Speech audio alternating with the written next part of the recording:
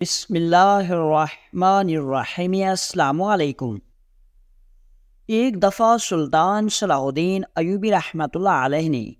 مصر کے تمام قاضیوں کو اپنے دربار میں آنے کی دعوت دی اور ان کے لیے ایک دعوت کا اہتمام کروایا۔ تمام قاضیوں کو محل میں دعوت دینے کا مقصد مصر میں ہونے والی صورتحال کے بارے میں معلوم کرنا تھا اور سلطان کے قاضیوں کو انصاف کی راہ میں رکاوٹ بننے والے درپیش مسائل کے بارے میں بھی معلوم کرنا تھا، کیونکہ مصر کی سلطنت پر تخت نشین ہونے کے بعد سلطان صلاح الدین ایوبی رحمۃ اللہ علیہ کا اولین مقصد اس پاک سرزمین پر انصاف کا نظام قائم کرنا تھا، اور سلطان صلاح الدین ایوبی رحمۃ اللہ علیہ یہ بات بخوبی جانتے تھے کہ جب تک سلطنت کے قاضی منصف نہیں ہوں گے اس وقت تک انصاف قائم نہیں ہو سکتا۔ سلطان صلاح الدین ایوبی رحمۃ اللہ علیہ کے سامنے سینکڑوں قاضی اپنی نشست پر تشریف فرما تھے، اور سلطان صلاح الدین ایوبی رحمۃ اللہ علیہ تمام قاضیوں سے باری باری حالات و واقعات کے بارے میں پوچھ رہے تھے۔ اتنے میں سلطان صلاح الدین ایوبی رحمۃ اللہ علیہ کی نظر قاضی ابن جاوش پر پڑی۔ سلطان صلاح الدین ایوبی رحمۃ اللہ علیہ قاضی ابن جاوش کو اچھی طرح جانتے تھے، اور وہ قاضی ابن جاوش نامی گرامی قاضی تھا۔ اس کے بارے میں مشہور تھا کہ اس قاضی کو کوئی بھی انسان متاثر نہیں کر سکتا تھا۔ سلطان صلاح الدین ایوبی رحمۃ اللہ علیہ قاضی ابن جاوش سے مخاطب ہوئے اور کہنے لگے، قاضی صاحب، میں نے آپ کے بارے میں سنا ہے کہ چاہے جتنی بھی بڑی شخصیت ہو وہ آپ کو متاثر نہیں کر سکتی، حتیٰ کہ وقت کا سلطان جس کے نام کے لوگ گیت گاتے ہیں، میں بھی آپ کو متاثر نہیں کر سکتا۔ یہ سن کر اس نے کہا، سلطان معظم، ایسی بات نہیں ہے، مجھے زندگی میں دو شخصیات نے بہت متاثر کیا اور ان کو میں مرتے دم تک نہیں بھول سکتا۔ سلطان صلاح الدین ایوبی رحمۃ اللہ علیہ نے کہا، قاضی صاحب، آپ کو وہ ایسی کون سی دو شخصیات ہیں جنہوں نے متاثر کیا؟ تو اس نے کہا، قاضی صاحب، سب سے پہلا تو مجھے اس سلطنت کے سلطان صلاح الدین ایوبی رحمۃ اللہ علیہ نے متاثر کیا۔ یہ سن کر سلطان صلاح الدین ایوبی رحمۃ اللہ علیہ مسکرانے لگے، اور پھر سلطان صلاح الدین ایوبی رحمۃ اللہ علیہ نے پوچھا، وہ دوسری کون سی شخصیت ہے جس نے تمہیں متاثر کر دیا؟ اس نے کہا، سلطان معظم، مجھے ایک ملازم نے متاثر کیا۔ یہ سن کر سلطان صلاح الدین ایوبی رحمۃ اللہ علیہ حیران ہو گئے کہ اتنے بڑے قاضی کو، جسے وقت کا سلطان بھی متاثر نہیں کر سکتا، اس کو ایک ملازم، ایک نوجوان نے کیسے متاثر کیا؟ سلطان صلاح الدین ایوبی رحمۃ اللہ علیہ نے فرمایا، قاضی صاحب، آپ کو اس نوجوان کی کس بات نے متاثر کیا؟ قاضی ابن جاوش نے فرمایا، سلطان معظم، اس کے پیچھے بہت لمبی داستان ہے، اور یہ داستان سلطان معظم میں آپ کو تفصیل سے سناتا ہوں۔ سلطان معظم، چند سال پہلے میں اپنے آبائی گاؤں میں قاضی صاحب کے عہدے پر فائز تھا۔ اس گاؤں کے سارے مقدمات میں خود سنتا اور انصاف پر مبنی فیصلہ کرتا، اور لوگوں کے درمیان انصاف کو قائم کرتا۔ سلطان معظم، اسی گاؤں میں ایک نوجوان رہتا تھا جو کہ دور دراز علاقے سے ہجرت کر کے ملازمت کے سلسلے میں آیا تھا۔ اس کے ساتھ اس کی ایک بوڑھی ماں، ایک نوجوان بہن تھی۔ وہ نوجوان بہت غریب تھا، اس کے پاس صرف ایک گدھا تھا۔ جب وہ اس گاؤں میں آیا تو اس کو کسی نے کوئی کام نہ دیا، حتیٰ کہ رہنے کے لیے کسی نے ایک زمین کا ٹکڑا نہ دیا، کیونکہ اس گاؤں والوں میں کسی کے پاس زمین کا ٹکڑا نہیں تھا جو اس کو رہنے کے لیے دے سکیں۔ قاضی صاحب، اس نے میری منت سماجت کی، اور میں اس کے ساتھ چل کر گاؤں کے سردار کے پاس گیا، اور گاؤں کے سردار نے اس کو بڑی مشکلوں سے اپنے پاس ملازمت پر رکھ لیا۔ وہ نوجوان اپنی بہن اور ماں کا واحد سہارا تھا۔ وہ نوجوان جانتا تھا کہ اگر ان کے پاس یہ ملازمت چلی گئی تو وہ بھوکے مر جائیں گے، حتیٰ کہ اس کی ماں بیمار تھی اور اس کی ہر روز دوائی بھی چلتی رہتی تھی۔ سلطان معظم گاؤں کا سردار بڑا ایماندار آدمی تھا اور اس نے اس نوجوان پر رحم کھایا اور اس کو وقت کے ساتھ ساتھ اپنا سب سے قریبی ملازم بنا لیا تھا، حتیٰ کہ اس سردار نے اس کو رہنے کے لیے ایک گھر دے دیا، ایک گھوڑا بھی دے دیا اور اس کی بہن کا رشتہ اپنے بیٹے سے بھی کروا دیا، اور اس کی ماں کے لیے ایک اچھا سا شہر سے حکیم بلوا کر اس کے علاج کے لیے رکھ لیا۔ وہ نوجوان اس سردار کا بڑا شکر گزار تھا، اس نے بھی اپنے مالک کے ساتھ وفاداری میں کمی نہیں چھوڑی۔ سلطان معظم وقت گزرتا رہا اور لوگ ان دونوں کی محبت کو دیکھ کر بڑے حیران ہو جاتے کہ ایک انجان رشتے کے درمیان اتنی محبت کیسے ہو سکتی ہے۔ سلطان معظم وقت گزرنے کے ساتھ ساتھ ایک دفعہ گاؤں کے سردار کے ہاتھوں ایک بوڑھے کسان کا گدھا مارا گیا، کیونکہ اس بوڑھے آدمی کا گدھا گاؤں کے سردار کی فصلوں میں نقصان کر رہا تھا، اور سردار صاحب نے غصے میں آ کر اس گدھے کو ڈنڈا دے مارا اور اس کے سر میں جا لگا، اور گدھا وہیں پر ڈھیر ہو گیا۔ اور اسی دوران اس کا وہی ملازم، وہی نوجوان بھی موجود تھا۔ وہ بوڑھا آدمی مقدمہ لے کر میرے پاس آیا اور اس نے آ کر بتایا کہ گاؤں کے سردار نے میرے گدھے کو ڈنڈا مار کے مار دیا۔ میں نے سردار کو اپنے پاس عدالت بلایا، عدالت لگ گئی، اور میں نے جب اس سردار سے پوچھا تو اس نے کہا، قاضی صاحب، میں نے اس کے گدھے کو نہیں مارا، یہ بوڑھا بزرگ جھوٹ بول رہا ہے۔ اگر سردار چاہتا تو اس بوڑھے بزرگ کو ایک گدھے کے بدلے میں گھوڑا دے سکتا تھا، لیکن وہ سردار اپنی بدنامی کی وجہ سے جھوٹ بول رہا تھا کہ میں نے گدھے کو نہیں مارا۔ اتنے میں اس بوڑھے بزرگ نے کہا، قاضی صاحب، یہ نوجوان بھی اسی وقت وہاں موجود تھا جو کہ اس کا ملازم ہے، اور اس نے اس کے سامنے اس گدھے کو ڈنڈے سے مار دیا۔ سلطان معظم، جب میں نے اس نوجوان سے پوچھا کہ کیا تم اس بات کی گواہی دے سکتے ہو کہ تمہارے سردار نے تمہارے سامنے گدھے کو مار ڈالا؟ سلطان معظم، تمام گاؤں والے یہ توقع کر رہے تھے کہ وہ نوجوان کبھی بھی اپنے سردار کے خلاف ایک لفظ نہیں بولے گا، حتیٰ کہ گاؤں کے لوگ یہ سمجھتے تھے کہ اگر گاؤں کا سردار کسی آدمی کو بھی قتل کر دیتا تو وہ نوجوان اپنے سر پر جرم کو قبول کر لیتا، لیکن اپنے سردار پر آنچ بھی نہیں آنے دیتا، کیونکہ اس سردار نے اس پر بہت احسانات کیے ہوئے تھے۔ لیکن یہاں بات تھی انصاف کی، یہاں بات تھی حق کی، اور جب اس نوجوان نے جواب دیا تو اس کے جواب نے تمام گاؤں والوں کو، حتیٰ کہ سردار کو بھی حیران کر دیا۔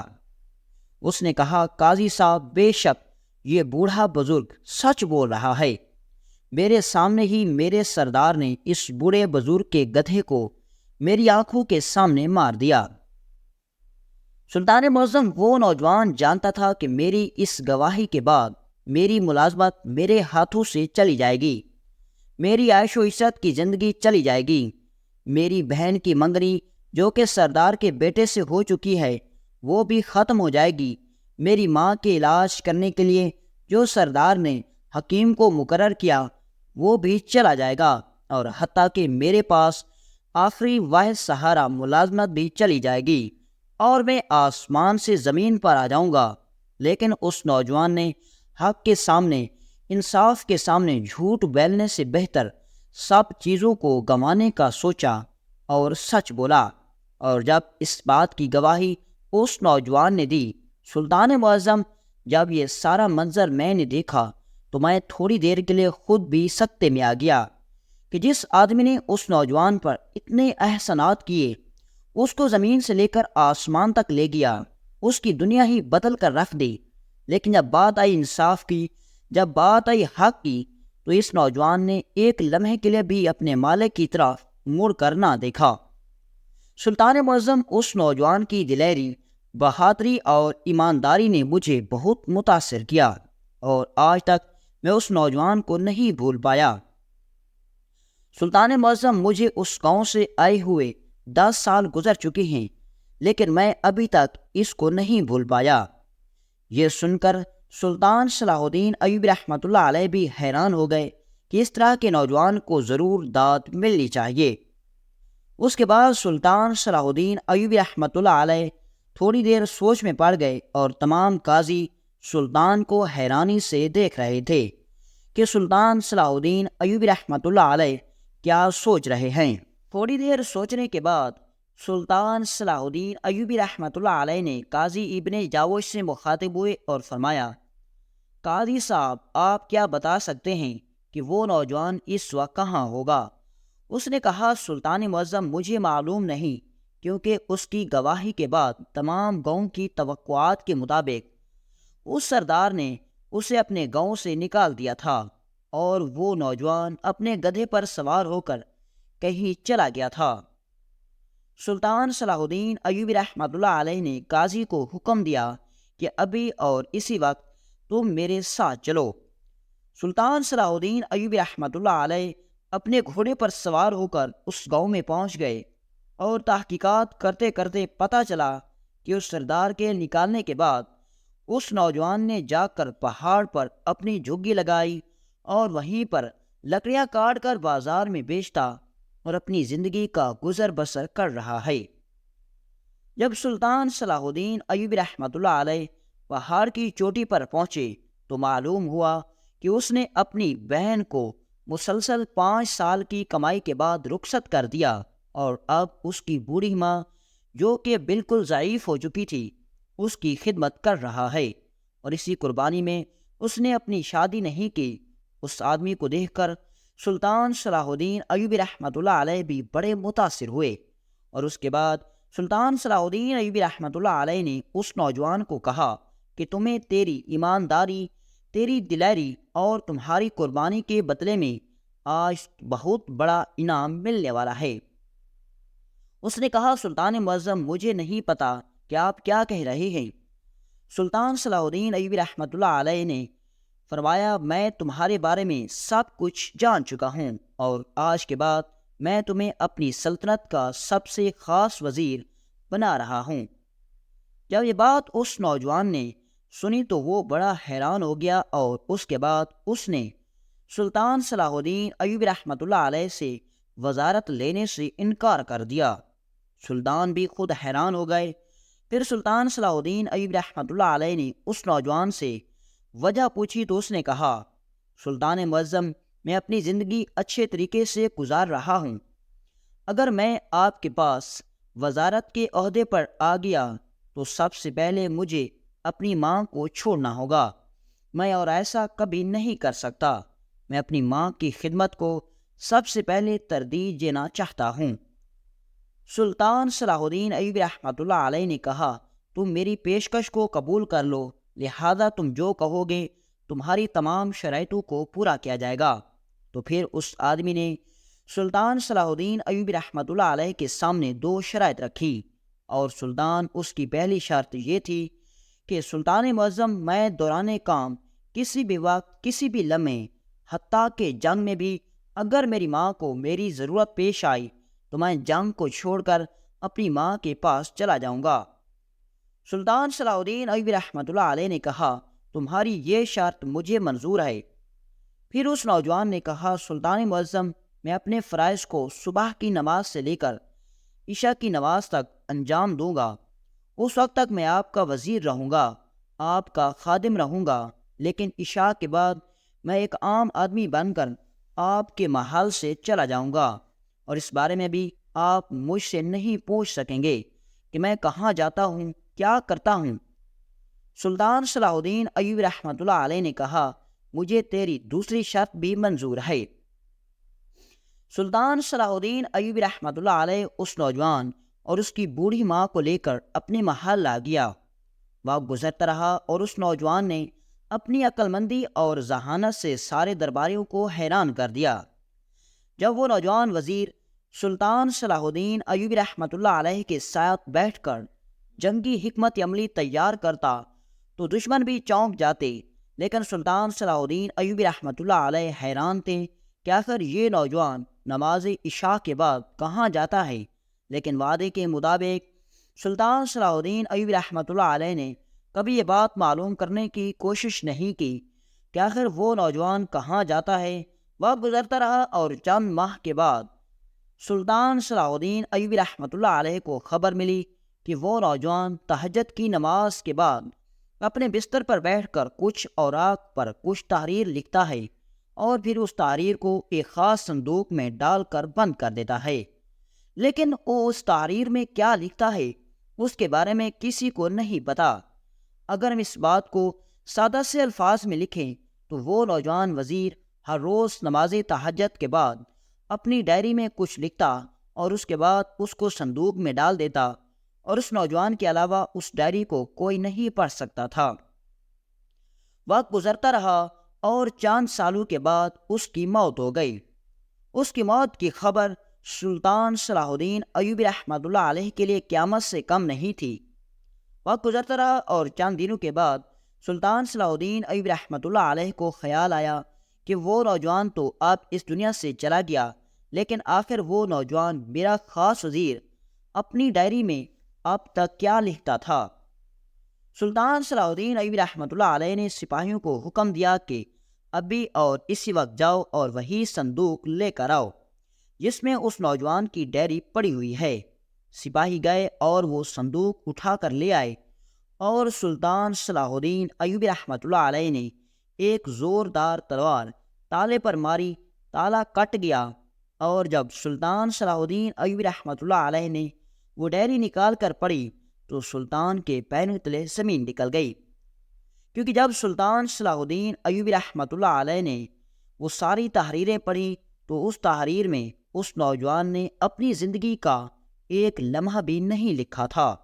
بلکہ اس نے اپنی تحریروں میں سلطان صلاح الدین ایوبی رحمۃ اللہ علیہ کی ان فتوحات کے بارے میں لکھا تھا جو ابھی تک سلطان صلاح الدین ایوبی رحمۃ اللہ علیہ نے حاصل کرنی تھی۔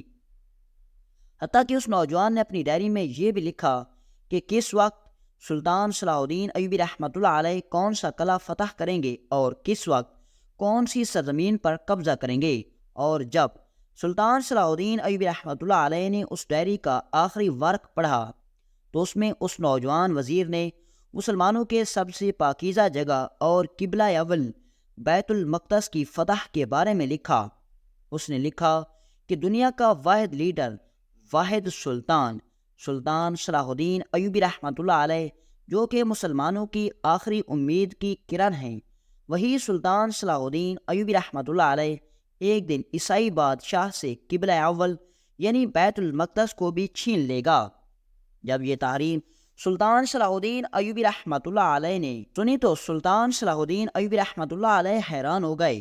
کہ یہ وزیر کوئی عام انسان نہیں تھا، بلکہ وہ تو کوئی ولی اللہ تھا جو آگے کے راز بھی اللہ کی مدد سے جانتا تھا۔ وقت گزرتا رہا اور سلطان صلاح الدین ایوبی رحمۃ اللہ علیہ نے اس تحریر کو محفوظ جگہ پر رکھوا دیا، اور اس کے مطابق وقت گزرنے کے ساتھ ساتھ سلطان صلاح الدین ایوبی رحمۃ اللہ علیہ فتوحات حاصل کرتے گئے، اور ایک دن سلطان صلاح الدین ایوبی رحمۃ اللہ علیہ نے مسلمانوں کا قبلہ اول یعنی کہ بیت المقدس کو بھی فتح کر لیا، اور اس نوجوان کی ڈائری میں لکھا ایک ایک لفظ سچ بن کر حقیقت ہو گیا۔ سلطان صلاح الدین ایوبی رحمۃ اللہ علیہ جب اپنی آخری ایام کو پہنچے تو سلطان صلاح الدین ایوبی رحمۃ اللہ علیہ اس نوجوان کو یاد کر رہے تھے۔